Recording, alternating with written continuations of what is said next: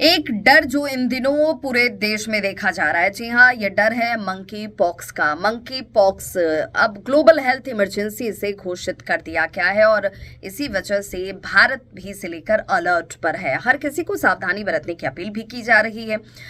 लोगों के जहन में एक सवाल उठ रहा है कि क्या कोरोना जैसा ही इसका असर तो नहीं है, कहीं इसे लेकर हमें वैसे ही तो सचेत होने की जरूरत नहीं है।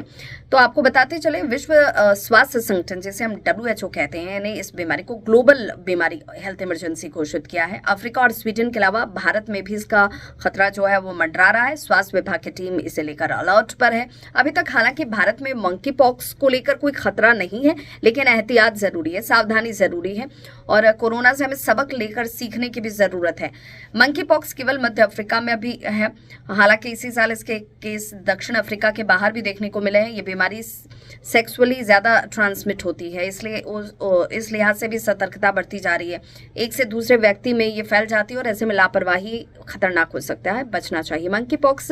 लेकिन हम पहचानेंगे कैसे कि भाई किसी को मंकी पॉक्स का लक्षण है, कौन सा वो लक्षण होगा? तो दाने, फुंसी, फफोले, रैश पड़ना, दर्द और उसमें मवाद का आ जाना, बुखार, ठंड लगना, सिर दर्द, पीठ में दर्द, गले में खराश और लिम्फ नोड में सूजन, ये तमाम इसके लक्षण हैं। जिससे अगर आपके लक्षण इससे आसपास कहीं कुछ नजर आते हैं तो आप डॉक्टरी सलाह तुरंत ले लें।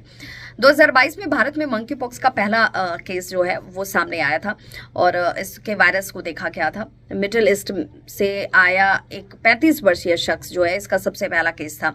मिडिल ईस्ट से ये पहुंचा था। 2022 से लेकर अब तक विश्व स्वास्थ्य संगठन 116 देशों में मंकी पॉक्स के 99,176 मामले देखे हैं और जिनमें 208 लोगों की मौत हो चुकी है। 2022 में WHO की घोषणा के बाद से भारत में कुल 30 मामले अभी तक दर्ज हुए। भारत में मंकी पॉक्स का ताजा मामला जो है, अगर इस साल की बात करें, 2024 की बात करें, तो सामने आया है मार्च में। मंकी पॉक्स के करंट आउटब्रेक के दौरान WHO ने इसे लेकर वैश्विक चिंता इस पर जाहिर की और इसे ग्लोबल हेल्थ इमरजेंसी घोषित किया। भारत में इसका अभी इधर मार्च के बाद से कोई मामला तो नहीं आया, लेकिन ये वायरस मध्य अफ्रीका और उसके आसपास में है और भारत में बॉर्डर के क्षेत्रों में निगरानी और स्क्रीनिंग की व्यवस्था अब सुनिश्चित करने को लेकर और आदेश जो है वो जो JP नड्डा है उनकी तरफ से दे दिया गया। अगर कोई भी प्रभावित देश से वहां से आता है तो उसकी जांच होनी चाहिए, ये अनिवार्य कर दिया गया है ताकि भारत में यह संक्रमण न पहुंचे। साफ सफाई का विशेष तौर पर ध्यान रखना और सावधानी बरतकर इस बीमारी से लड़ना, बचना, ये सबसे महत्वपूर्ण है। इसीलिए हमें भी सचेत रहने की जरूरत है, सावधानी बरतने की जरूरत है। अगर आप बाहर से आ रहे हैं तो आप भी अपने स्वास्थ्य जांच जरूर कराएं, ताकि इससे आप तो सुरक्षित होंगे ही होंगे, दूसरों को भी आप सुरक्षा प्रदान करेंगे। खबर आपको कैसी लगी बताइएगा जरूर। मैं आपकी होस्ट और दोस्त विभा।